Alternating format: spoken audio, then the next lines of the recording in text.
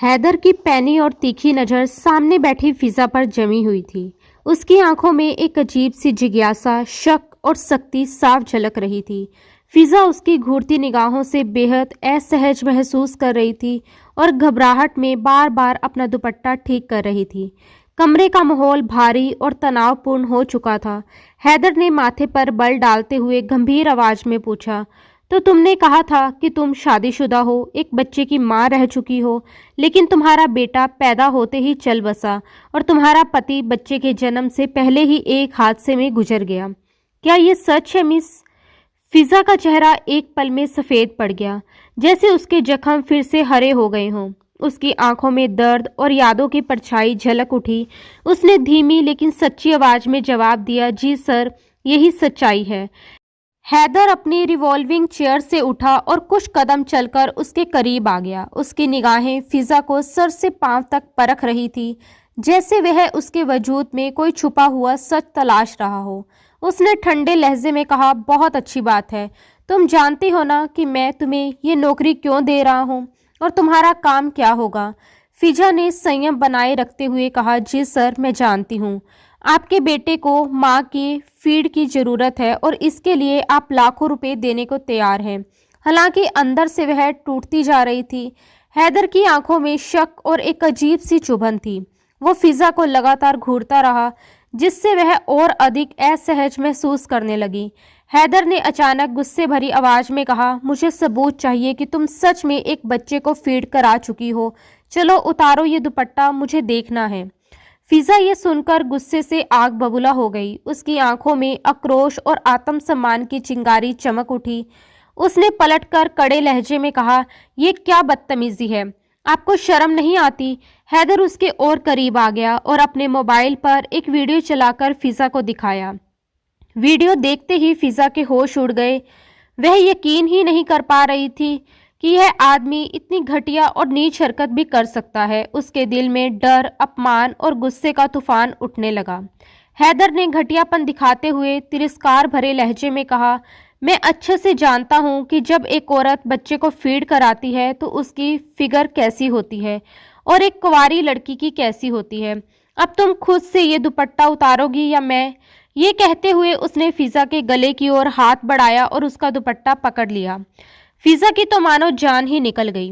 वह डर और अपमान से बुरी तरह कांपने लगी। उसकी सांसें तेज हो गई और आंखों में आंसू तैरने लगे। उसका पूरा शरीर जैसे सुन्न पड़ गया था। कुछ देर पहले हैदर ने माथे पर बल डालते हुए उससे पूछा था, तुम जानती हो ना कि मैं तुम्हें ये नौकरी क्यों दे रहा हूँ और तुम्हें क्या करना होगा? फिजा, जिसकी हिम्मत जवाब देने से पहले ही टूटती जा रही थी, कांपती आवाज में बोली थी, जी सर, मैं जानती हूँ। वह आदमी जिसकी नजरें चील जैसी तेज और आर पार देखने वाली थी, कुछ पलों तक फिजा को घूरता रहा, मानो उसके भीतर तक झांकने की कोशिश कर रहा हो। फिर वह बोला, मेरे बेटे को माँ के फीड की जरूरत है और मैं इसके लिए तुम्हें लाखों रुपए देने को तैयार हूँ। उसकी चुभने वाली निगाहें लगातार फिजा पर टिकी रही।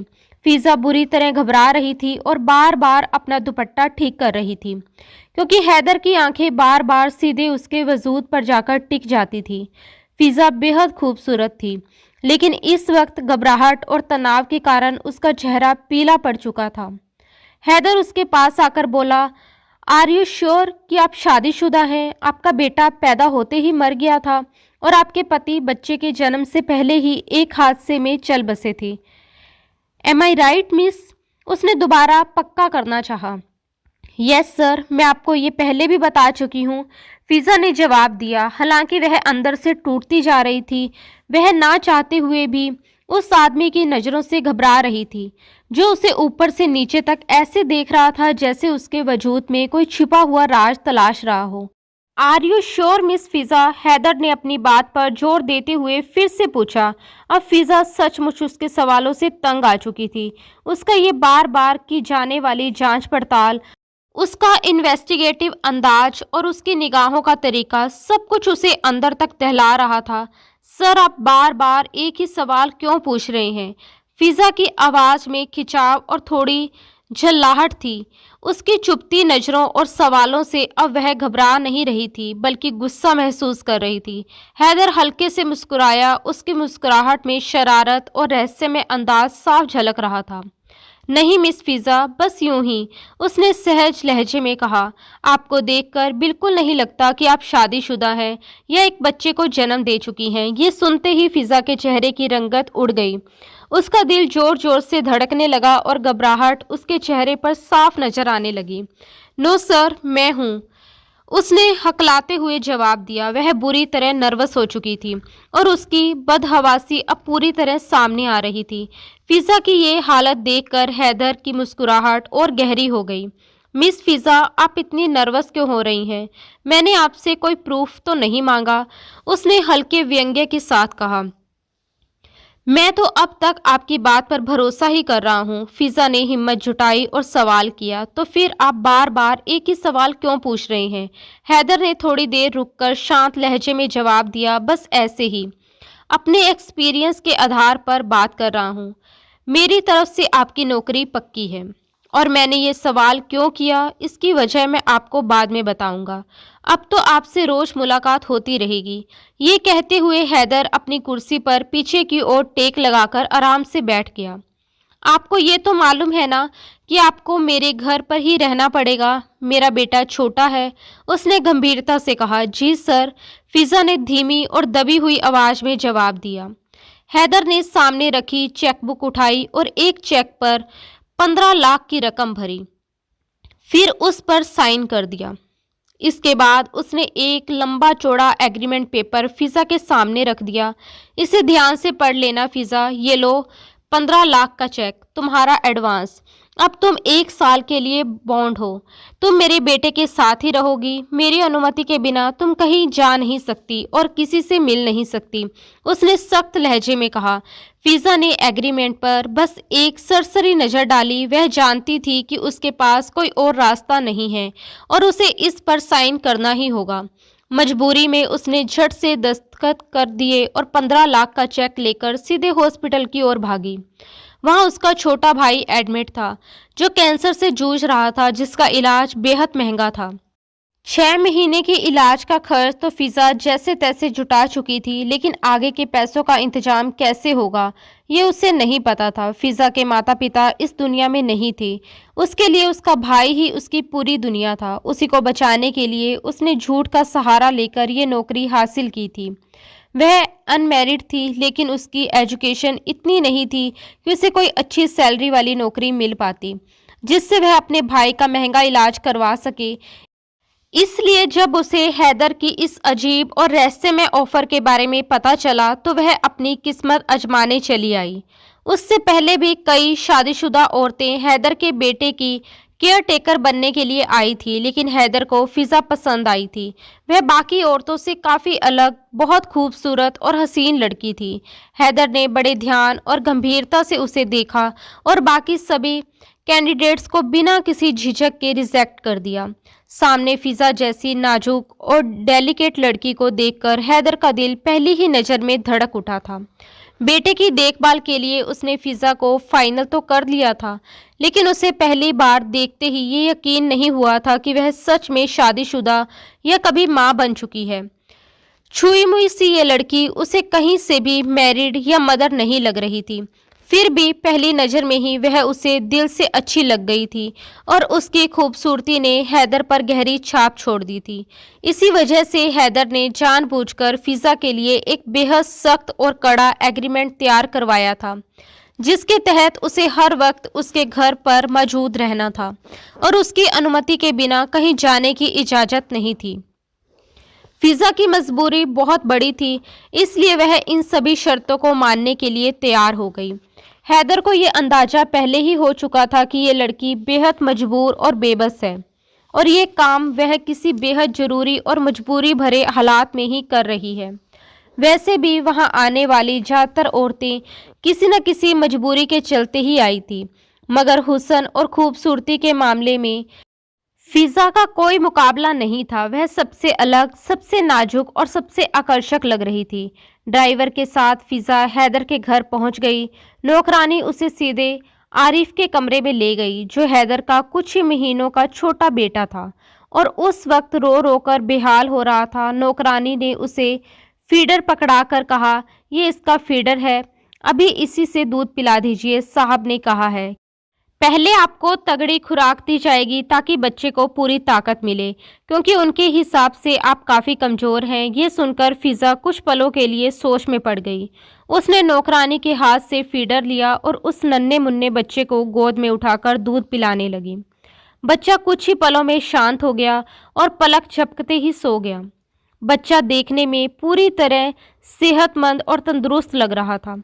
उसे देखकर जरा भी नहीं लगता था कि उसे माँ के फीड की ज़रूरत है। फिज़ा अपने बैग में दूध का डिब्बा, फीडर और बाकी ज़रूरी सामान चुपके से लेकर आई थी, क्योंकि उसे डिब्बे का ही दूध पिलाना था। सच तो ये था कि वह ना शादीशुदा थी और ना ही कभी माँ बनी थी। ये सब उसने अपने भाई की जान बचाने के लिए एक झूठी कहानी के सहारे किया था। वो चाहती थी कि ये काम चुपचाप चलता रहे ताकि ना कोई शक करे, ना उसकी सच्चाई सामने आए। सांप भी मर जाए और लाठी भी ना टूटे, नौकरी भी चलती रहे और भाई का इलाज भी हो सके। बच्चा सो गया था और उसे संभालने के अलावा फिज़ा के पास फिलहाल कोई दूसरा काम नहीं था। वो कुछ देर तक कमरे को ध्यान से देखती रही। कमरे में एसी चल रहा था और काफ़ी ठंडक थी, इसलिए उसने बच्चे पर कंफर्टर ओढ़ दिया। उसके बाद उसे अपने भाई का ख्याल आ गया। वो दिल ही दिल में दुआ कर रही थी कि उसे कुछ ना हो। उसका भाई अब बहुत कमज़ोर हो चुका था। डॉक्टरों ने कहा था कि अगर 6 महीने लगातार इलाज चलता रहा तो उम्मीद की एक किरण नज़र आ सकती है। वो इस बीमारी से लड़कर ठीक हो जाएगा। इसी उम्मीद में फिज़ा ने इतना बड़ा खतरा उठाया था। उसकी पुरानी नौकरी से घर का खर्च तो किसी तरह चल रहा था, लेकिन भाई की बीमारी की वजह से लाखों का कर्ज हो चुका था। अब उसे ये समझ नहीं आ रहा था कि 6 महीने बाद वो 15 लाख का इंतजाम कैसे करेगी। बच्चे को धीरे धीरे थपथपाते हुए वह इन्हीं सब ख्यालों में खोई हुई थी कि अचानक कमरे का दरवाजा खुला और बिना दस्तक दिए हैदर जोर से अंदर दाखिल हो गया। फिज़ा घबराकर उठ बैठी और फौरन अपना दुपट्टा ठीक करने लगी। उसके माथे पर नाराजगी और डिस्प्लेजर की लकीरें उभर आई। हैदर की निगाहें लगातार उस पर टिकी हुई थी। फिज़ा ने हिम्मत जुटाकर कहा, आपको दरवाज़ा नॉक करके आना चाहिए था। वह बेपरवाही से बोला, घर मेरा है, कमरा मेरा है, तो मैं भला क्यों नॉक करके आऊं? हैदर कभी इजाज़त लेकर नहीं आता। ये सुनकर फिज़ा के माथे की लकीरें और गहरी हो गई। उसने सख्त लहजे में कहा, ये एक बुरी बात है, इंसान को दरवाजे पर दस्तक देकर आना चाहिए। हैदर ने उसे घूरते हुए आंखें दिखाई और तीखे लहजे में कहा, ये तमीज़ का पाठ आप किसी और को पढ़ाइए। उसके चेहरे पर ठंडा घमंड और अधिकार की झलक साफ दिखाई दे रही थी। फिर उसने आगे कहा, मैंने आपको अभी अभी 15 लाख दिए हैं, इस चीज़ के लिए नहीं कि आप मुझे सबक सिखाएं या ये तय करें कि मुझे कैसे पेश आना चाहिए। उसकी आवाज़ में ऐसा दबदबा था, कमरे का माहौल और भारी हो गया। इसके बाद हैदर ने नौकरानी को बुलाते हुए ऊंची आवाज़ में कहा, जो मेन्यू मैंने दिया था वह तैयार हो गया? नौकरानी ने आदर से सिर झुकाते हुए जवाब दिया, जी साहब, सब कुछ रेडी है। तो फिर टेबल पर खाना लगाओ। हैदर ने बिना किसी भावना के आदेश दिया। फिर वह फिज़ा की ओर मुड़ा और उसकी आंखों में आंखें डालते हुए बोला, मिस फिज़ा, आप खाना डाइनिंग टेबल पर खाएंगी और मेरे सामने खाएंगी। मैं नहीं चाहता कि आप खाने पीने में किसी भी तरह की लापरवाही करें और मेरा बच्चा कमज़ोर हो जाए। चलिए मेरे साथ आइए, खाना लग चुका होगा। फिज़ा को उसकी बातों का मतलब पूरी तरह समझ नहीं आ रहा था, लेकिन उसके लहजे की सख्ती और दबदबे के आगे वह कुछ कह नहीं पाई। वह चुपचाप उसके पीछे पीछे डाइनिंग एरिया में चली आई। वहाँ टेबल पर शाही अंदाज में शानदार खाना सजा हुआ था। मटन का सालन, कीमा, आलू की सब्जी और चिकन टिक्का। चारों ओर खाने की खुशबू फैली हुई थी, लेकिन ज़्यादातर डिशेस मटन और चिकन से बनी हुई थी। फिज़ा, जो हमेशा सादा दाल सब्जी खाने की आदी थी, इस भारी और मांसाहारी खाने को देखकर थोड़ी असहज महसूस करने लगी। किस्मत ने उसे आज वैसा खाना परोस दिया था जिसकी उसे बिल्कुल आदत नहीं थी। वह टेबल पर बैठ गई और झिझकते हुए हल्की सी हिम्मत जुटाकर हैदर से बोली, आप अपनी नौकरानियों से कहिए कि कल कोई दाल सब्जी भी बना ले। मुझे इतना मटन और चिकन खाने की आदत नहीं है। हैदर का चेहरा सख्त हो गया। उसने रूखे और सर्द लहजे में जवाब दिया, खाना आपको मेरी मर्जी से ही खाना पड़ेगा। यहाँ आपको हर चीज़ मेरी मर्जी से करनी पड़ेगी मिस फिज़ा। ये सुनकर फिज़ा को एक अजीब सा झटका लगा। उसे महसूस हुआ कि ये शख्स उससे ऐसे बात कर रहा है जैसे वह उसकी ज़िंदगी का मालिक बन बैठा हो। उसकी आंखों में गुस्सा और असमंजस उभर आया। उसने आंखें तरेरते हुए कहा, मैं आपकी बात का मतलब नहीं समझी मिस्टर हैदर। आप कहना क्या चाहते हैं? हैदर ने बिल्कुल सपाट, ठंडे और गणनात्मक लहजे में कहा, मैंने बिल्कुल सीधी और साफ बात की है। देखिए मिस फिज़ा, आपकी खुराक का सीधा ताल्लुक मेरे बेटे की सेहत से है और इतना तो आप भी अच्छी तरह समझती ही होंगी। जाहिर सी बात है, आप शादीशुदा हैं, एक बच्चे की माँ बन चुकी हैं। आपका बच्चा भले ही कुछ दिन ही जिंदा रहा हो, लेकिन आपको ये तो पता ही होगा कि माँ की अच्छी और पौष्टिक खुराक बच्चे की सेहत की जमानत होती है। और इसी वजह से मैं चाहता हूँ कि आप भरपूर और ताकतवर खाना खाएं। उसने फिज़ा को ऊपर से नीचे तक देखते हुए व्यंग्य और तंज भरे लहजे में कहा, अपनी सेहत देखी है आपने? आप बहुत कमज़ोर लगती हैं। फिर उसने कीमे वाला बाउल उठाया और एक बड़ा चम्मच भरकर कीमा फिज़ा की प्लेट में डाल दिया। इसे ख़त्म करो, चाहे तो चम्मच से खा लो, इसके बाद बाकी चीज़ें भी हैं। फिज़ा का मन भारी हो गया। उसने मायूसी और झिझक के साथ कहा, मैं इतना नहीं खाती, मुझे आदत नहीं है। हैदर ने आवाज़ ऊंची करते हुए सख्ती और हुक्म के साथ कहा, फिर वही बात, अरे भाई, यहाँ अपनी मर्जी नहीं चलानी है, यहाँ मेरी मर्जी चलेगी। उसने उंगली अपने सीने की तरफ इशारा करते हुए कहा, मैं फैसला करूँगा कि आपको क्या खाना है, क्या पीना है, कैसे रहना है, क्योंकि आप मेरे बेटे की केयर टेकर हैं। उसे आपकी परवरिश पानी है तो आपको मेरे हिसाब से चलना पड़ेगा। आपको उठना, बैठना, सोना, जागना सब कुछ मेरी मर्जी के मुताबिक होगा। और एग्रीमेंट में मैंने ये सब साफ साफ मेंशन कर दिया था। आपने पढ़कर साइन भी किया है। इस वक्त फिज़ा के दिमाग में बस डॉक्टर की सख्त और डरावनी बातें गूंज रही थी। जल्द से जल्द पैसों का इंतजाम करिए, नहीं तो आपके भाई की जिंदगी की कोई गारंटी नहीं है। यही डर और मजबूरी उसे भीतर से खाई जा रही थी। अगर पैसों का इंतजाम समय पर नहीं हुआ तो उसका भाई और भी बड़ी मुसीबत में फंस सकता था। इसी घबराहट और हड़बड़ी में उसने एग्रीमेंट को ठीक से पढ़ने की जहमत तक नहीं उठाई थी। बस जल्दबाजी में दस्तखत किए, चेक उठाया और सीधा हॉस्पिटल की ओर भाग गई थी। अब उसे एहसास हो रहा था कि उसने अंधेरे में तीर चला दिया है। इस वक्त वह चुपचाप सिर झुकाए बैठी थी। हैदर ने बड़े इत्मीनान से नैपकिन अपनी गोद में रखा और ठंडे आदेशात्मक लहजे में कहा, मिस फिज़ा, खाना शुरू करें। फिज़ा जानती थी कि अगर वह रोटी के साथ वह भारी कीमा खाएगी तो उसका पेट जवाब दे देगा, इसलिए उसने सामने से चम्मच उठाया और कीमा चम्मच से ही खाने लगी। फिर भी कीमा बहुत ज़्यादा था। चम्मच से खाते हुए भी उसका पेट भर चुका था और मन भारी होने लगा था। मगर तभी हैदर ने बिना पूछे उसकी प्लेट में मीट का सालन डाल दिया और रोटी उसकी ओर बढ़ाते हुए सख्ती से कहा, अब ये खाओ। फिज़ा की आंखों में बेबसी झलक आई। उसने लगभग गिड़गिड़ाते हुए कहा, मैं और नहीं खा सकती, प्लीज़। हैदर ने कठोर और हुक्म भरी आवाज़ में जवाब दिया, खाना तो पड़ेगा आपको मिस फिज़ा, क्योंकि पूरी रात मेरे बेटे ने आपको खाना है।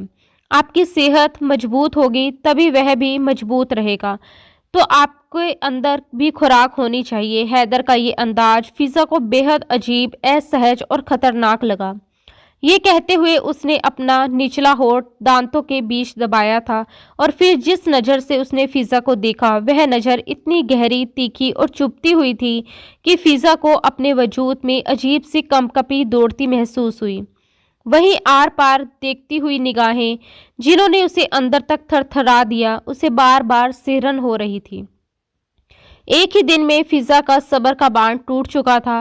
वह झटके से खड़ी हो गई। हैदर ने नरमी का दिखावा करते हुए कहा, अरे बैठिए ना मिस फिजा, प्लीज आधी रोटी ही खा लीजिए। मैं नौकरानी से कह दूंगा कि आपके कमरे में दूध का गिलास भी रख दें ताकि आपको कमजोरी महसूस ना हो। लेकिन फिजा अब पूरी तरह से इरिटेट हो चुकी थी। वह एक पल भी वहां रुकना नहीं चाहती थी। वह फौरन उठी और तेज कदमों से अपने कमरे की ओर चली गई। उसे लगा था कि ये एक आसान सा काम होगा, लेकिन हैदर ने महज 4 घंटों में ही उसका जीना दुश्वार कर दिया था। वह अंदर से बेहद बेचैन और डरी हुई थी। फिजा को महसूस हुआ कि शायद उसने अपनी जिंदगी का बहुत गलत फैसला कर लिया है। ये शख्स तो अभी से मुझ पर अपनी मर्जी चला रहा है। हालांकि एग्रीमेंट डिस्कस करते वक्त उसने ऐसी कोई बात नहीं कही थी। अब उसे डर लगने लगा था कि उस कागज में आखिर क्या क्या लिखा है जिसे उसने बिना पढ़े साइन कर दिया था। वह अंधेरे में तीर चलाकर यहाँ आई थी। हैदर का यूं हर बात में हुक्म चलाना, यहाँ तक कि फिजा को क्या खाना है, क्या पीना है, कैसे उठना है, बैठना है, हर चीज पर अपना फरमान जारी करना उसे बेहद अजीब और डरावना लग रहा था। फिर उसकी मीनिंगफुल बातें, उसके इशारे और उसकी आर पार जाती नजरें, ये सब फिजा को बहुत अनकंफर्टेबल और असहज महसूस करा रहा था।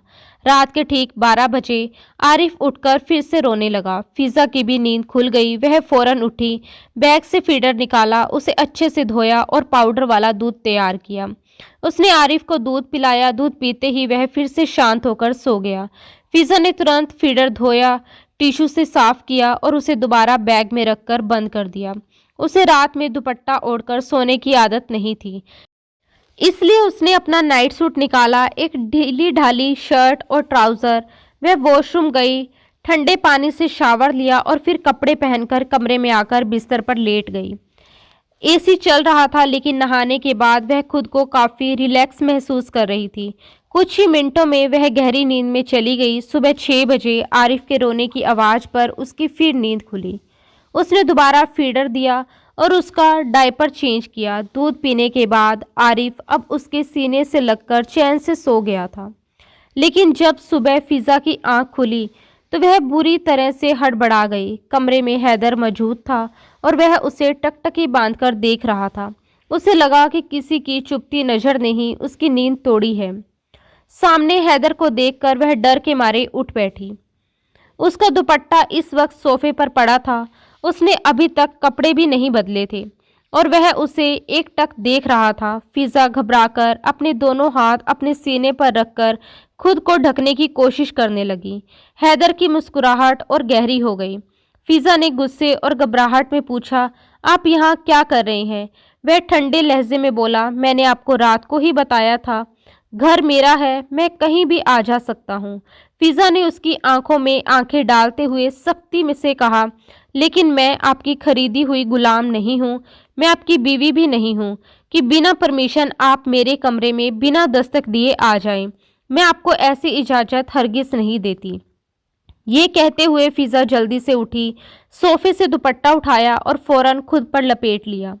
हैदर ने शांत आवाज में कहा, मैं तो बस ये पूछने आया था कि रात को आपको कोई तकलीफ तो नहीं हुई और आरिफ ने आपको ज़्यादा तंग तो नहीं किया? फिजा ने सख्त लहजे में जवाब दिया, नहीं, उसने मुझे तंग नहीं किया, लेकिन आगे से आप दस्तक दिए बिना नहीं आएंगे। हैदर हल्का सा मुस्कुराया, ठीक है, ऐसा ही करूँगा। फिर उसने सवाल किया, दूध पी लिया था आपने रात को?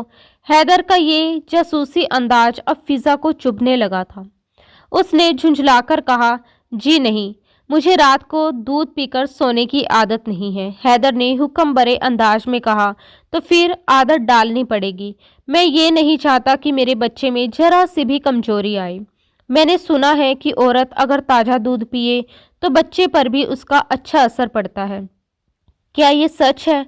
हैदर की बात सुनकर फिजा का जी किया जमीन फट जाए और उसमें वो समा जाए। फिजा ने गुस्से और झुंझलाहट के साथ कहा, मैं कुछ नहीं जानती। हैदर ने तुरंत तंज भरे अंदाज में पलट कर कहा, अरे ऐसे कैसे नहीं जानती? आपने अपने बच्चे को भी तो दूध पिलाया होगा ना।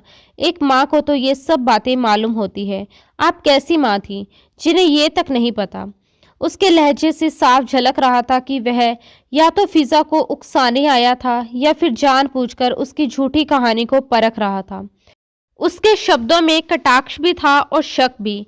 फिलहाल उसने जाते जाते सख्त लहजे में आखिरी चेतावनी दी, अपनी खुराक का खास ख्याल रखिएगा मिस फिजा, वरना मुझे जबरदस्ती अपने हाथ से आपको दूध पिलाना पड़ेगा। जैसे ही वह कमरे से बाहर गया, फिजा ने राहत की एक गहरी सांस ली।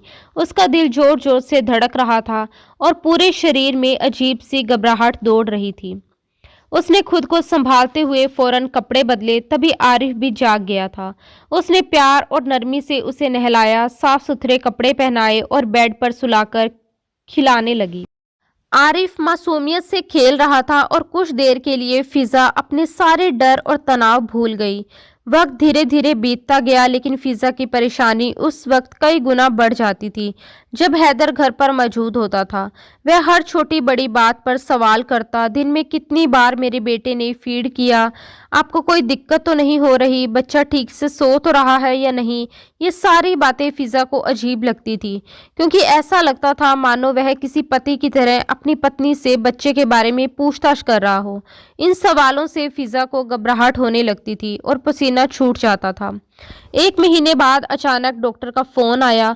उसने फिजा को हॉस्पिटल बुलाया क्योंकि उसके भाई की हालत कुछ नाजुक हो गई थी। रात के खाने के दौरान फिजा ने हिम्मत जुटाकर हैदर से कहा, सर मुझे हॉस्पिटल जाना है, मेरे भाई की तबीयत ठीक नहीं है। डॉक्टर ने फ़ोन किया है। उसकी आवाज़ में घबराहट और बेचैनी साफ झलक रही थी। हैदर उस वक्त आराम से सलाद खा रहा था।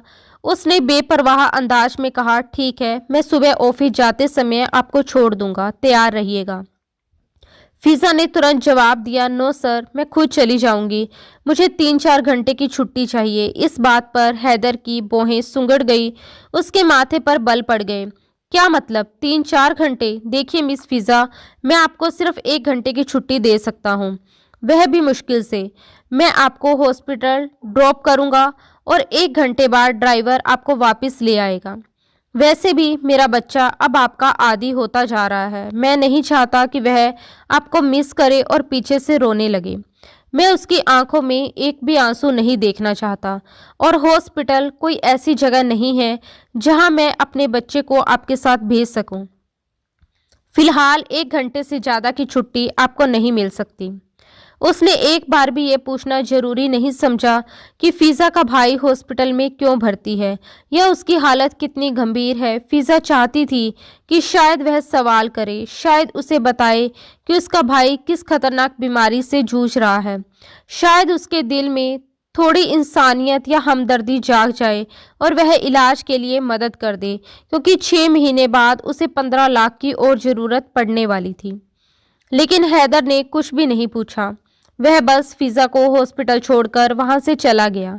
फिजा ने अंदर जाकर अपने भाई सलमान से मुलाकात की। सलमान पहले से भी ज़्यादा कमज़ोर और थका हुआ लग रहा था।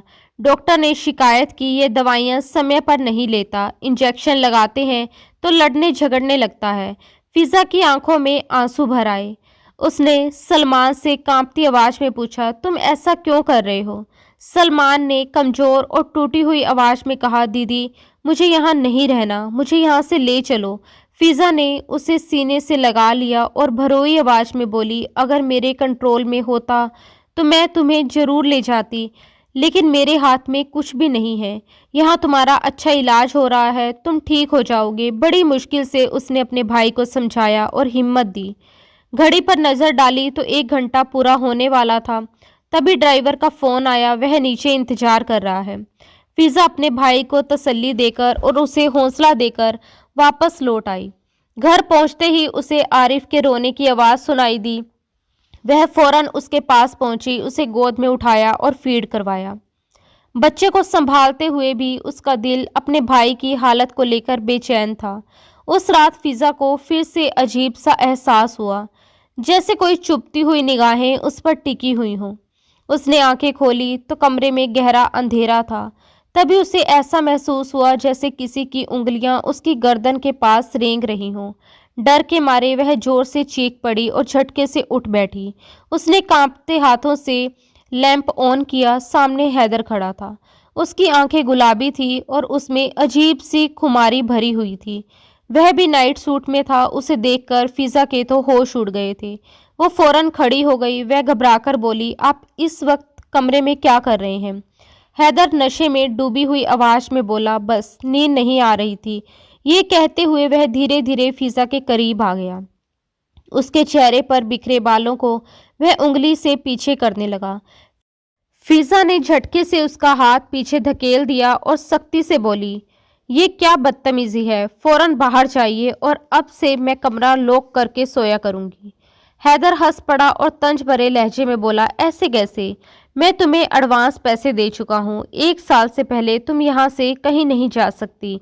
वह एक एक कदम फिजा की ओर बढ़ाते हुए कहने लगा, अरे जवानी में तुम्हारा शोहर चला गया। शोहर की कमी तो महसूस होती होगी ना तुम्हें? फिजा बौखला गई और गुस्से से बोली, आप कैसी बेहुदा बातें कर रहे हैं? इस तरह की घटिया सोच अपने पास रखिए।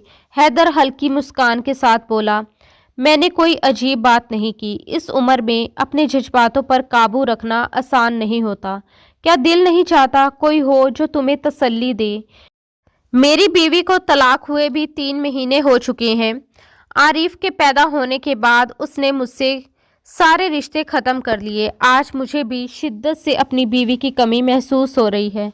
मैंने सोचा शायद तुम भी जाग रही होगी, तुम्हें भी अकेलापन परेशान कर रहा होगा। फिजा आग बबूला हो गई। मेरे साथ तमीज़ से बात कीजिए, इस किस्म की फजूल बातें मत कीजिए। हैदर मुस्कुराया, ठीक है, गुस्सा क्यों कर रही हो? चलो कोई और बात करते हैं। तुम्हारे भाई को कैंसर है, एम आई राइट? वह एक और कदम फिजा की तरफ बढ़ा और फिजा दीवार से जा लगी। घबराई हुई आवाज में उसने कहा, जी, उसके इलाज के लिए लाखों रुपए की ज़रूरत है। हैदर ने कहा, लेकिन आपके पास तो इतने पैसे नहीं हैं, एम आई राइट? फिजा ने ठंडे अंदाज में कहा, जी हाँ। फिर हैदर उसे जाल में फंसाने वाले लहजे में बोला, लेकिन मैं क्यों पूछ रहा हूँ? जानना चाहती हो? अगर तुम चाहती हो कि मैं तुम्हारे भाई के इलाज का पूरा खर्च उठाऊं तो तुम्हें एक काम करना पड़ेगा। फिजा बेसब्री से बोली, वो क्या? मुझसे शादी कर लो। फिजा ने बिना हिचकिचाए साफ इनकार कर दिया, नहीं, मेरी मंगनी हो चुकी है। मेरा मंगेतर कुछ वक्त के लिए दुबई गया है। 1 साल में वह वापस आ जाएगा और मैं शादी उसी से करूंगी। अपने भाई का इलाज मैं अपनी मेहनत की कमाई से करवा लूंगी, आप फिक्र ना करें। फिजा का इनकार सुनकर हैदर के अंदर जैसे आग लग गई। वह गुस्से से गरजा, व्हाट डू यू मीन? कौन सा मंगेतर? कैसा मंगेतर? तुम्हारे शोहर को गुजरे हुए अभी तो कुछ ही महीने हुए हैं। तुम्हारा बच्चा कुछ दिन ही जिंदा रहा है, एम आई राइट? फिजा के तो होश ही उड़ गए। जल्दबाजी में उसने सच बोल दिया था और हैदर ने उसी पल उसकी बात पकड़ ली थी। वाकई उसका मंगेतर दुबई में था और उसकी शादी नहीं हुई थी। नौकरी पाने के लिए उसने झूठ बोला था, लेकिन अब उसे लग रहा था कि वह बुरी तरह फंस चुकी है। शादीशुदा औरत का मंगेतर कैसे हो सकता है? जवाब दो मुझे। हैदर की आंखों में खून उतर आया था। फिजा पूरी तरह घबरा गई। उसने बात संभालने की नाकाम कोशिश की। शोहर के जाने के बाद एक लड़के ने मुझे प्रपोज किया था। हैदर ने तंज कसते हुए कहा, तो तुम शादीशुदा और एक बच्चे की मां रह चुकी हो, यही कहा था ना तुमने? फिजा का चेहरा सफ़ेद पड़ गया। यही सच है। उसकी बात सुनकर हैदर ने घूरकर उसे देखा और सख्त लहजे में बोला, सबूत दो लड़की कि तुम एक बच्चे की मां रह चुकी हो और उसे फीड भी करवाया था। हैदर ने हुक्म भरे लहजे में कहा, चलो उतारो ये दुपट्टा, मुझे सबूत देखना है। उसके मुंह से ये घटिया बात सुनकर फिजा गुस्से से आग बबूला हो गई। उसकी आंखों में नफरत और आक्रोश उमड़ आया और वह कांपती आवाज में बोली, ये क्या बदतमीजी है? आपको शर्म नहीं आती? लेकिन हैदर पर उसकी नाराजगी का कोई असर नहीं पड़ा। वो और भी करीब आ गया और अपने मोबाइल पर एक वीडियो खोलकर उसके सामने कर दिया। वीडियो देखते ही फिजा के होश उड़ गए। वह सोच भी नहीं सकती थी कि वह शख्स इतनी नीच और घिनौनी हरकत कर सकता है। उसके पैरों तले से जमीन खिसक गई थी और दिल जोर जोर से धड़कने लगा। हैदर घमंड और जहरीली मुस्कान के साथ बोला, मैं अच्छे से जानता हूँ कि जब औरत बच्चे को फीड करवाती है तो उसकी फिगर कैसी होती है और एक कुंवारी लड़की की कैसी। अब खुद से दुपट्टा उतारोगी या फिर मैं उतारूं? ये कहते हुए उसने फिजा के गले की तरफ हाथ बढ़ाकर उसका दुपट्टा पकड़ लिया। फिजा की तो जैसे जान ही निकल गई थी। उसने घबराकर झटके से उसका हाथ पीछे धकेल दिया और खुद को बचाने की कोशिश की। हैदर ठंडी और डरावनी आवाज में बोला, सच तो मैं पहले ही जान चुका हूँ। फिजा को बिल्कुल भी अंदाजा नहीं था कि कमरे में एक छोटा सा कैमरा लगा हुआ है। डब्बे का दूध बनाकर आरिफ को पिलाते हुए उसकी वीडियो भी हैदर ने रिकॉर्ड कर रखी थी और वही वीडियो वह उसे दिखा चुका था। वह गुस्से से गरजते हुए बोला, जब तुम शादीशुदा और एक माँ रह चुकी हो तो फिर मेरे बच्चे को डिब्बे का दूध क्यों पिला रही हो? 15 लाख मैंने तुम्हें इसी बात के लिए दिए थे। उसकी आवाज में धमकी और अधिकार साफ झलक रहा था।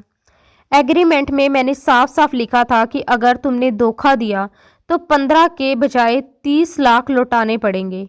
तुम मेरे बच्चे को डिब्बे का दूध पिला रही हो, अपना नहीं। एग्रीमेंट के मुताबिक अब तुम मुझे 30 लाख दोगी फिजा, और वो भी सिर्फ एक दिन के अंदर। तुम्हारे पास केवल 24 घंटे हैं। या तो तुम 30 लाख वापस करोगे या फिर दूसरा रास्ता चुनोगी, मुझसे शादी। और शादी के बदले में मैं तुम्हारे भाई के इलाज का सारा खर्च उठाऊंगा। फिर उसने जहरीली मुस्कान के साथ कहा, अब मुझे ये जानने में बड़ी दिलचस्पी है कि आखिर एक माँ होते हुए तुम्हारा फिगर। अपनी बात अधूरी छोड़कर वह फिजा के होश उड़ाकर कमरे से बाहर निकल गया। फिजा यूं जमी खड़ी रह गई जैसे किसी ने उसे पत्थर बना दिया हो। उसका चेहरा लाल पड़ चुका था और सांसें तेज हो गई थी। उसे जरा भी अंदाजा नहीं था कि उसका सच इतनी जल्दी सामने आ जाएगा। गला सूख गया था। उसने गहरी सांस ली और कमरे में इधर उधर नजर दौड़ाई। तभी उसकी नजर दीवार पर लगे एक छोटे से कैमरे पर पड़ी। आखिर मैंने इतनी बड़ी गलती कैसे कर दी? वह सिर पकड़कर बैठ गई। उसी वक्त आरिफ के रोने की आवाज गूंज उठी। उसे रोता देखकर वह उसे गोद में तो उठा लाई, लेकिन उसका दिमाग अभी भी उसी सदमे में अटका हुआ था। डरते डरते ही सही उसने एक बार फिर आरिफ को डिब्बे का दूध पिलाया, उसे बेड पर सुलाया और भारी मन से कमरे से बाहर निकल आई। बाहर सोफे पर पैर चढ़ाए बैठा हैदर अखबार पढ़ रहा था। उसे पूरा यकीन था कि वह लड़की जल्द ही दौड़ती दौड़ती उसके पास आएगी, माफी मांगने, गिड़गिड़ाने और समझौते की भीख मांगने। उसके चेहरे पर एक गंभीर और खतरनाक मुस्कान फैल गई थी और वही हुआ जिसका उसे अंदाजा था। फिजा घबराई हुई हैदर के पास आई और कांपती आवाज में बोली, सर, मेरी सबसे बड़ी गलती यही थी, मैंने एग्रीमेंट ध्यान से नहीं पढ़ा। उसने घबराहट में अपनी बात संभालने की कोशिश करते हुए आगे कहा, और दूसरी बात ये कि अगर मुझे पता होता कि कमरे में कैमरा लगा हुआ है तो मैं बहुत ज़्यादा सावधानी बरतती। वह किसी भी तरह अपनी गलती को कम साबित करने और बातों को तोड़ मरोड़ कर खुद को बचाने की कोशिश कर रही थी। लेकिन हैदर ने बोहें संगोड़ते हुए सख्त लहजे में कहा, ये क्या बातों को घुमा फिरा कर कह रही हो? कुछ ऐसा बोलो जो मेरी समझ में भी आए। तुमने मुझे धोखा दिया है, समझती हो ना? उसकी आवाज में गुस्सा और अहंकार साफ झलक रहा था। हैदर को धोखा देना इतना आसान नहीं होता, और जो मुझे धोखा देता है उन्हें उसकी सजा भी मिलती है। मेरे सामने अब चटर पटर मत करो। वह दोनों हाथ सीने पर बांधे अकड़ कर खड़ा हो गया। फिजा की आंखों से आंसू बहने लगे और वह रोते हुए बोली, आप गलत समझ रहे हैं सर, मैं आपके बेटे को खुद ही फीड करवाती हूँ। मैंने तो बस उसे डिब्बे का दूध इसलिए दिया क्योंकि आप कहते हैं कि मैं कमज़ोर हूँ। उसने झूठी कहानी गढ़ते हुए कहा, मेरी शादी वक्त से पहले हो गई थी और मैं वक्त से पहले ही माँ बन गई थी। मेरा शोहर मुझे सिर्फ दाल रोटी ही खिलाता था, कई बार तो भूखा भी सोना पड़ता था। इसलिए मुझमें इतनी ताकत नहीं कि मैं अपना पेट भर सकूं या बच्चे का पेट भर सकूं। मैंने आपके बेटे को फीड करवाने की कोशिश की थी, लेकिन उसका पेट नहीं भरता था, इसलिए मैंने साथ में डिब्बे का दूध देना शुरू कर दिया। वह किसी भी तरह झूठी बातों से उसे यकीन दिलाना चाहती थी, मगर हैदर हकीकत पहले ही जान चुका था। उसने फिजा को सर से पांव तक घूर कर देखा और ठंडे लहजे में कहा, अच्छा, मगर मैं कैसे मान लूं? फिर कठोरता से बोला, जो भी हो, तुमने मेरी मर्जी के खिलाफ कदम उठाया और अब 24 घंटे के अंदर अंदर मेरे पैसे वापस करो या फिर मुझसे शादी करो। वह उसके बेहद करीब आ गया और अपनी गर्म सांसें उसके चेहरे पर छोड़ते हुए बोला, तुम खूबसूरत हो लड़की। तुम्हारा पहला शोहर तो यकीनन तुम्हारा दीवाना रहा होगा। फिर खतरनाक मुस्कान के साथ कहा, मुझे उम्मीद है कि तुम मेरे हक में ही फैसला करोगी। ये कहकर वह मुस्कुराता हुआ वहां से चला गया। फिजा वहीं खड़ी फूट फूट कर रोने लगी। उसके पास अपने भाई के इलाज के लिए 1 रुपया तक नहीं था। वो 30 लाख कहाँ से लाती? उसके दिमाग में उथल पुथल मची हुई थी। उसने सोचा कि अगर वह हैदर से शादी कर लेती है तो ना सिर्फ उसके भाई का इलाज हो जाएगा बल्कि उसके ऊपर चढ़ा सारा कर्ज भी उतर जाएगा। गहरी सांस लेते हुए उसने आरिफ की तरफ देखा और फिर आखिरी उम्मीद के तौर पर अपने मंगेतर को कॉल करने का फैसला किया।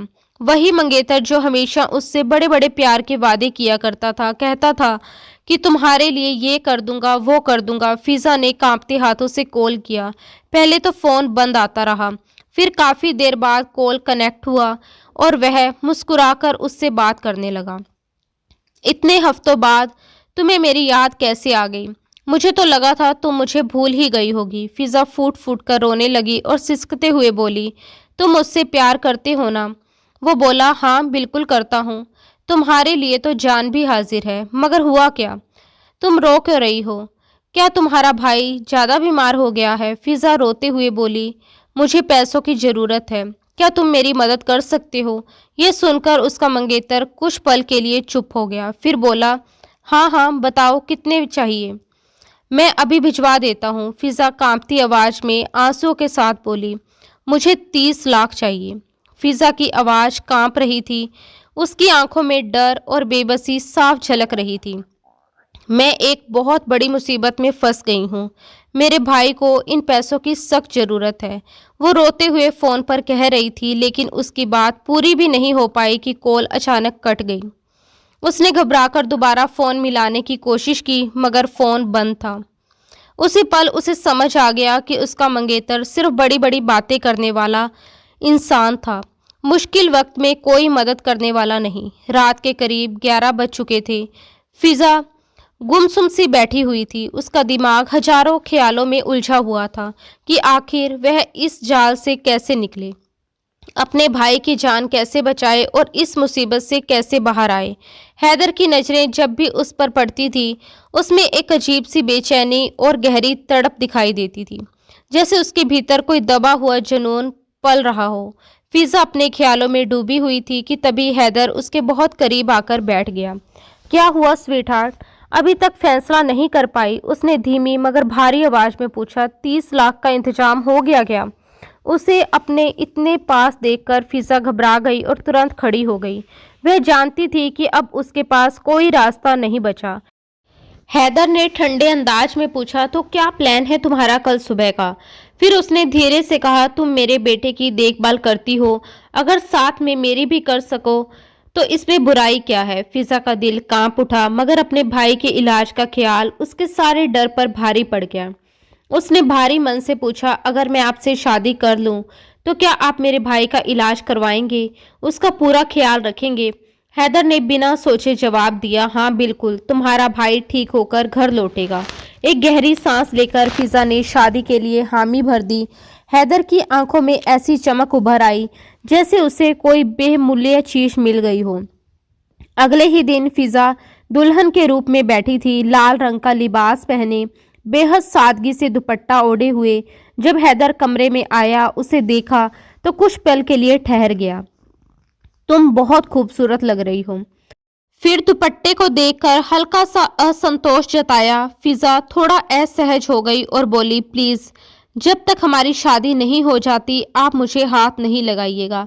हैदर हल्के से मुस्कुरा दिया और बोला, ठीक है, कुछ ही मिनटों का इंतजार है।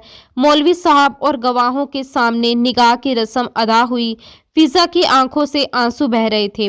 उसे लग रहा था जैसे वह अपनी किस्मत के आगे हार मान रही हो, जैसे अपने सपनों और इज्जत का सौदा कर रही हो। जबकि हैदर के चेहरे पर संतोष और खुशी साफ नजर आ रही थी। मेहमानों के जाने के बाद आरिफ रोने लगा। हैदर ने कहा, पहले बच्चे को सुला दो, आज का दिन खास है। यह सुनकर फिजा का दिल और तेज धड़कने लगा, क्योंकि वह अपने भीतर गहरी घबराहट महसूस कर रही थी। उसने किसी तरह आरिफ को सुलाने की कोशिश की। बच्चा देर तक नहीं सोया और इस दौरान हैदर कई बार दरवाजे के पास आकर झांकता रहा। आखिरकार आरिफ सो गया। रात के करीब 11 बज रहे थे। फिजा ने सोचा कि शायद हैदर सो चुका होगा, इसलिए वह बच्चे के पास ही लेट गई। लेकिन जैसे ही उसने आंखें बंद की, हैदर एक बार फिर कमरे में आ गया। उसकी मौजूदगी से फिजा फिर घबरा उठी। उसने दुपट्टा ठीक किया, खुद को संभालने की कोशिश की। हैदर ने आदेश भरे लहजे में कहा कि वह दुल्हन की तरह बैठे। फिजा बिना पीछे मुड़े कमरे में चली गई। उसके कदम भारी थे, दिल डरा हुआ था और मन में सच बताने की तीव्र इच्छा के बावजूद वह डर के कारण खामोश रही। दुल्हन बनी फिजा घूंघट गिराए बैठी थी और कुछ ही पलों में हैदर तेज कदमों से कमरे में आया और उसके करीब आकर बैठ गया। उसने फिजा का हाथ थाम लिया और हल्के से उसे अपने होठों से छू लिया। फिर उसने धीरे से उसका घूंघट उठा दिया। फिजा की झुकी हुई पलकें और कांपते हुए होठ देखकर उसके दिल की धड़कन तेज हो गई। हैदर ने धीमी आवाज में कहा, तुम वाकई ही बहुत खूबसूरत हो। तुम्हें देखकर कोई भी इंसान खुद पर काबू खो सकता है।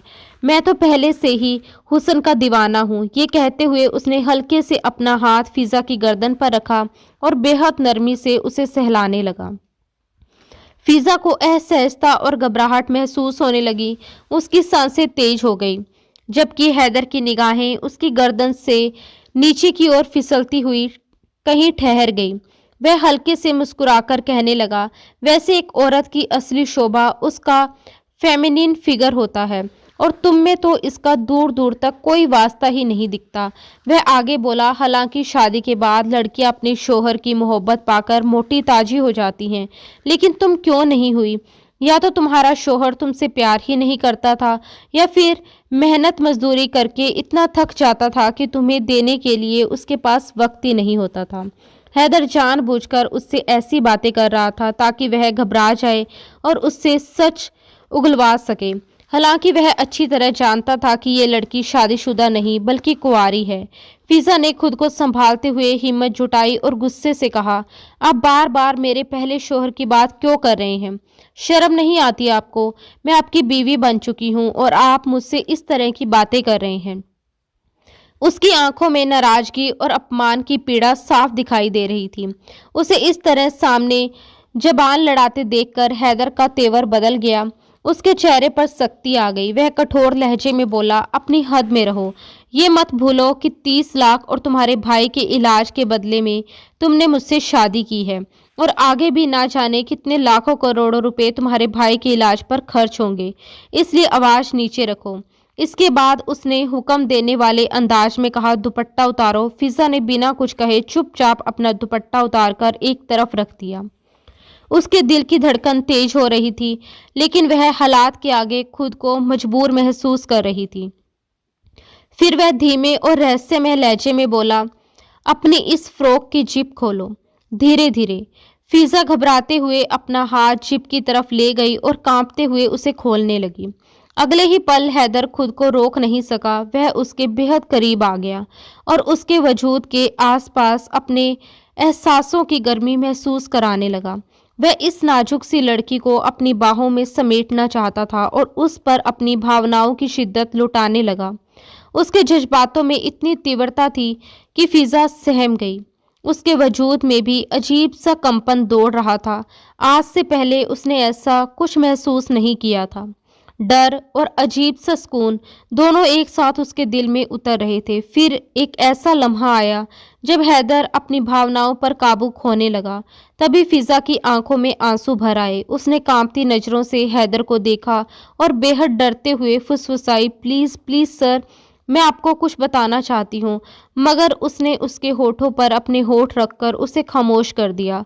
ना जाने कितनी ही तकलीफ थी जो उस रात में समाई हुई थी। हैदर पूरी रात उस पर अपनी शिद्दतें लुटाता रहा, जैसे उसका दिल भरने का नाम ही नहीं ले रहा हो। मानो उसके भीतर कोई ऐसी बेचैनी थी जो थमने का नाम नहीं लेती। दूसरी तरफ फिजा बेजान सी बिस्तर पर पड़ी रही।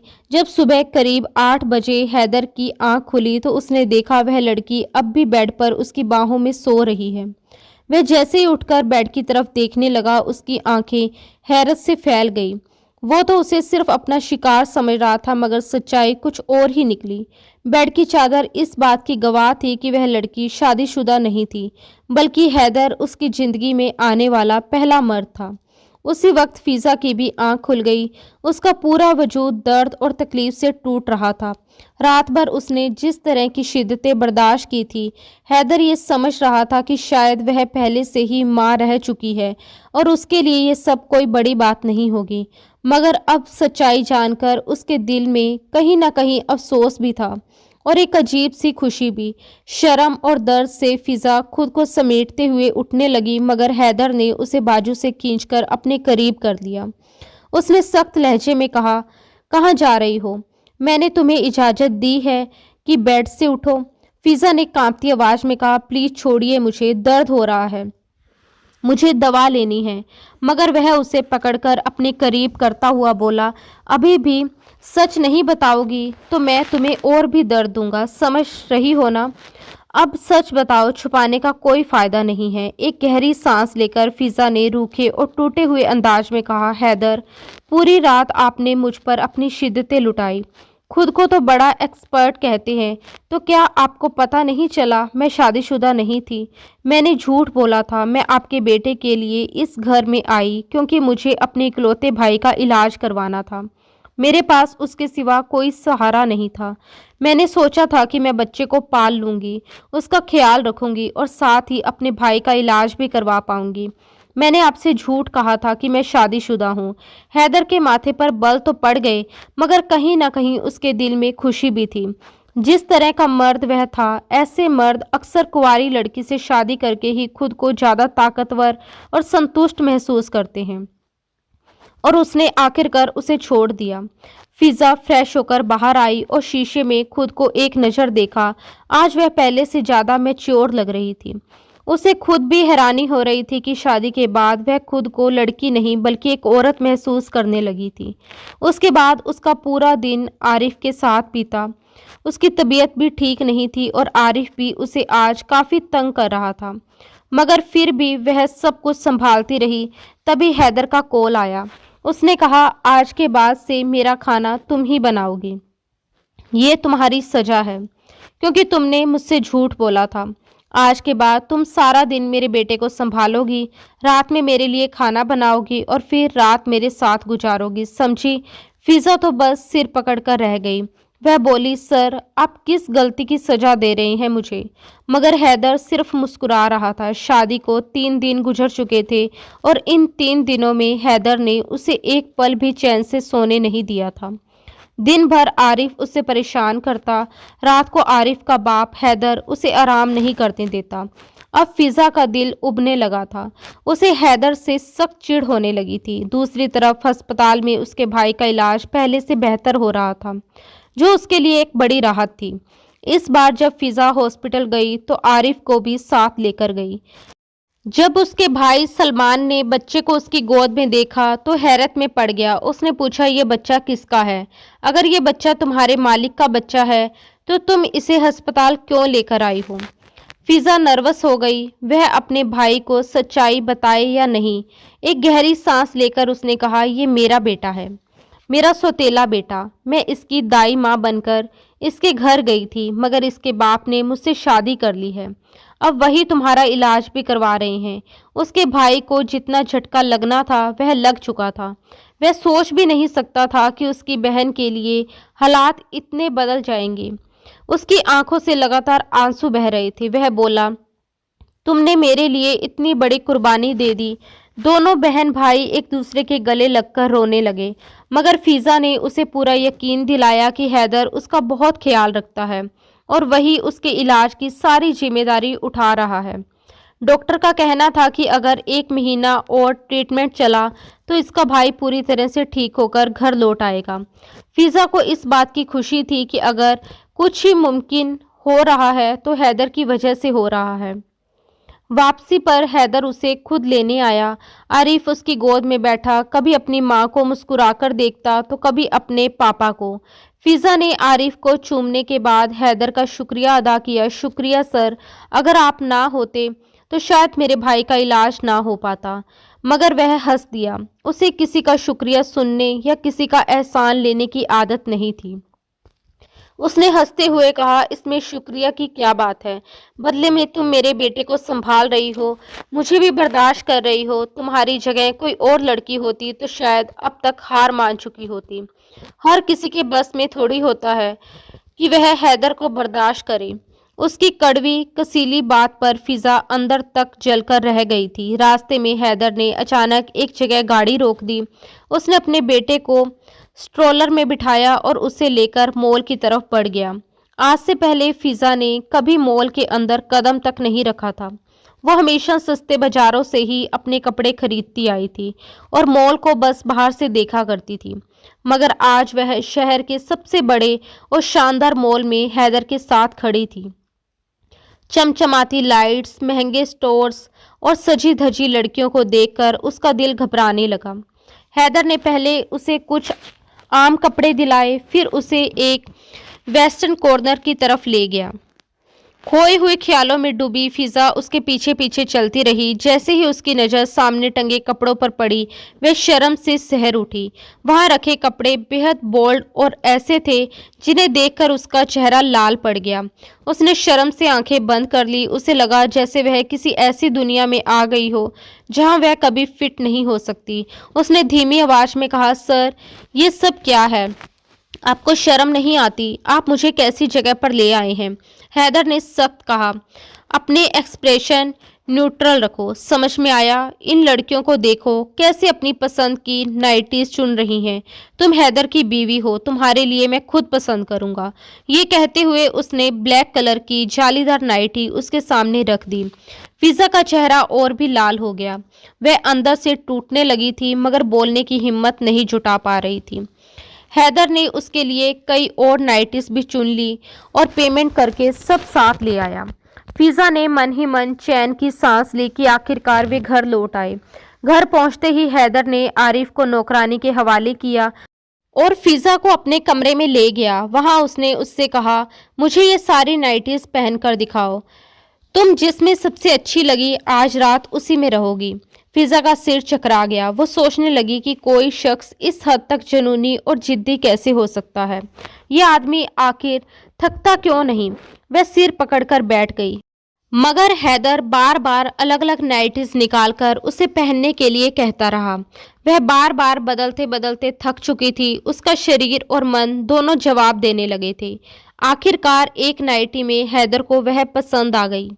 वह आगे बढ़ा और एक बार फिर अपनी जिद और अपने जुनून में डूब गया।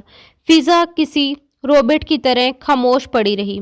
उसकी आंखों से आंसू बहते रहे मगर उसकी आवाज़ जैसे कहीं खो गई थी। उसके दिल में सवालों का तूफान उठ रहा था। क्या उसका वजूद सिर्फ इस्तेमाल होने के लिए है? क्या औरत का सम्मान सिर्फ एक ख्वाब है? क्या मर्द औरत को सिर्फ अपनी तसल्ली के लिए अपनाता है? क्या अमीर लोग सिर्फ अपनी ज़रूरत और अपने फ़ायदे के लिए गरीब लड़कियों से शादी करते हैं? इन्हीं ख्यालों में डूबी हुई वह अचानक ठंडी और सुन्न सी हो गई। हैदर ने उसे देखा और कहा, तुम्हें क्या हुआ? मेरा साथ दो। समझ में आया? मगर फिजा बस रोती हुई उसे देखती रही और धीमी आवाज में बोली, जो कुछ करना है मेरे साथ कर लीजिए, मगर मैं थक चुकी हूँ। अभी एक हफ्ता भी नहीं हुआ कि तुम थक गई।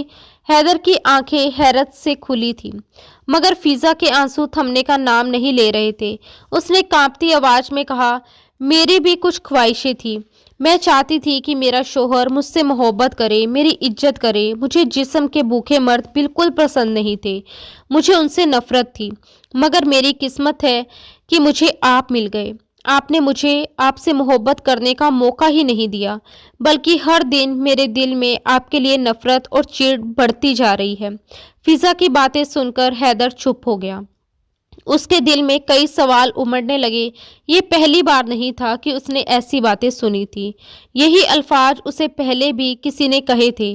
उसकी धड़कन तेज हो गई पर पूरा वजूद पसीने से भीगने लगा। फिजा अब भी बोल रही थी मगर हैदर कमरे से बाहर निकल गया। फिजा के सच ने उसे अंदर तक हिला दिया था। वह सीने पर हाथ रखकर आंगन में जाकर बैठ गया। बाहर हल्की बारिश और ठंडी हवा चल रही थी। आंखें बंद करते ही उसे वही आवाज़ सुनाई देने लगी, उसकी पहली पत्नी मरियम की आवाज़। वह उससे प्यार करता था। मगर प्यार के नाम पर दिन रात उसके साथ नज़दीकियां बढ़ाता रहा। शुरुआत में मरियम उसका साथ देती रही, मगर धीरे धीरे वह परेशान होने लगी, रोने लगी, चिल्लाने लगी, मगर हैदर कभी नहीं रुका। वह माँ बन चुकी थी। फिर भी हैदर का जुनून कम नहीं हुआ। आखिरकार तंग आकर उसने तलाक लेने का फैसला कर लिया और कोर्ट पहुंच गई। हैदर को खूबसूरत औरतों का नशा था, मगर वह एक समय में सिर्फ एक औरत के साथ रहता था। जब तलाक का केस चल रहा था, वह प्रेग्नेंट थी। उसने साफ शब्दों में कहा था, तुम मेरा बच्चा मेरे पास छोड़कर जाओगी, उसके बाद मैं तुम्हें तलाक दे दूंगा। हैदर ने सोचा था कि शायद वक्त के साथ मरियम वापस लौट आएगी, मगर वह अटल रही। बच्चा होते ही उसने बच्चे को उसकी माँ के पास भिजवा दिया और तय समय के बाद दूसरी शादी कर ली। कई महीने गुजर गए थे। हैदर ने ठान लिया था वह दोबारा शादी नहीं करेगा, मगर फिजा दूसरी औरत थी जिसने उसकी जिंदगी में आकर उसे प्यार का असली एहसास दिलाया। उसे महसूस हुआ कि मरियम से उसे असल में प्यार नहीं था, वो तो सिर्फ उसके जिस्म का दीवाना था। मगर फिजा से उसे सच्चा प्यार हुआ था। आज फिजा की आंखों में आंसू देखकर उसे एहसास हुआ कि वह कितना गलत था। उसे अपनी बीवियों की तकलीफ का कभी अंदाजा ही नहीं हुआ था। वह पूरी रात सो नहीं सका। सुबह बिना नाश्ता किए वह ऑफिस चला गया। पीछे फिजा डर और अनिश्चितता में डूबी हुई थी। उसे डर था कि कहीं हैदर गुस्से में उसके भाई का इलाज रुकवा ना दे। उस रात जब हैदर घर लौटा तो उसने देखा कि फिजा एक तरफ बैठी फूट फूट कर रो रही थी। उसे इस हालत में देखकर वह उसके करीब चला आया और नरम आवाज में बोला, क्या हुआ, तुम रो क्यों रही हो? सब ठीक तो है? अस्पताल में तुम्हारा भाई ठीक है ना? ये सुनते ही फिजा घबराकर उठी, हाथ जोड़कर रोते हुए बोली, मुझे माफ़ कर दीजिए, मैंने आपके सामने बहुत बुरा बोल दिया था। मुझे ऐसा नहीं कहना चाहिए था।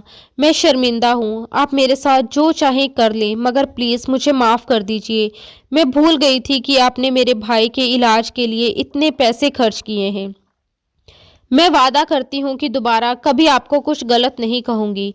वो लगातार रोती जा रही थी, मानो अपने हर आंसू के साथ अपनी गलती धोना चाहती हो। मगर इस बार हैदर को गुस्सा नहीं, बल्कि गहरी शर्मिंदगी महसूस हो रही थी। उसने धीरे से फिजा को अपने सीने से लगा लिया और बोला, नहीं, अब तुम खुद को दोष मत दो। बस वादा करो कि दोबारा ऐसे शब्द नहीं कहोगी, और आज मैं तुमसे माफ़ी मांगता हूँ। मैं भी वादा करता हूँ कि जब तक तुम्हारी मर्जी नहीं होगी, मैं तुम्हारे करीब नहीं आऊँगा। सच में मुझे तुमसे प्यार हो चुका है। तुम मेरे बच्चे की माँ हो और मेरे प्यार की सच्ची हकदार हो। उस पल फिजा को लगा कि शायद वह बस यूं ही कह रहा है, मगर वक्त के साथ उसने वाकई ही खुद को बदलना शुरू कर दिया।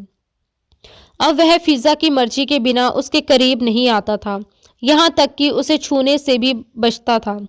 धीरे धीरे वह वैसा बन गया जैसे फिजा हमेशा चाहती थी, समझदार, सम्मान देने वाला और प्यार करने वाला। एक महीने के भीतर उसका भाई भी ठीक होकर घर लौट आया, और फिजा जानती थी कि ये सब हैदर की वजह से ही मुमकिन हुआ था। कुछ महीने बाद फिजा ने आईने में खुद को देखा तो वह हैरान रह गई।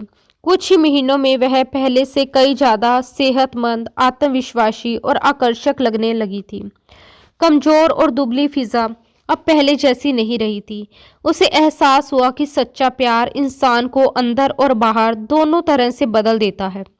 वो हल्की सी मुस्कुराई ही थी कि हैदर वहां आ गया। वह उसकी गर्दन के पास झुका, मगर फिर खुद को रोकते हुए बोला, माफ़ करना, तुम्हारे वजूद की खुशबू मुझे बेचैन कर रही थी, इसलिए पास आ गया। वह पीछे हटने लगा, मगर फिजा ने उसका हाथ थामकर उसे अपने करीब कर लिया और मुस्कुराकर बोली, नहीं, अब और दूर मत जाइए। मैं चाहती हूँ कि आज की रात हमारे लिए यादगार बन जाए। हैदर भी शायद इसी पल का इंतजार कर रहा था। वह उसे अपनी बाहों में भरकर बिस्तर तक ले आया। कुछ देर दोनों के बीच प्यार भरी बातें होती रही। बीते हुए गिले शिकवे और दर्द के किस्से पीछे छूटते गए, और फिर दोनों ने एक दूसरे पर अपना सच्चा प्यार लुटाया। अब उनके बीच ना शिकायतें थी, ना नाराजगी, बस समझ, अपनापन और एक नई शुरुआत की खुशबू थी। उनकी जिंदगी में आखिरकार सुकून और खुशियों की सुबह आ चुकी थी। दोस्तों, उम्मीद है कि आपको हमारी कहानी पसंद आई होगी। अगर ये कहानी आपको अच्छी लगी हो तो वीडियो को लाइक ज़रूर करें। अगर आप हमारे चैनल पर नए हैं तो सब्सक्राइब करना ना भूलें। और हाँ, अगली कहानी की लेटेस्ट अपडेट सबसे पहले पाने के लिए नोटिफिकेशन बेल जरूर दबाएं।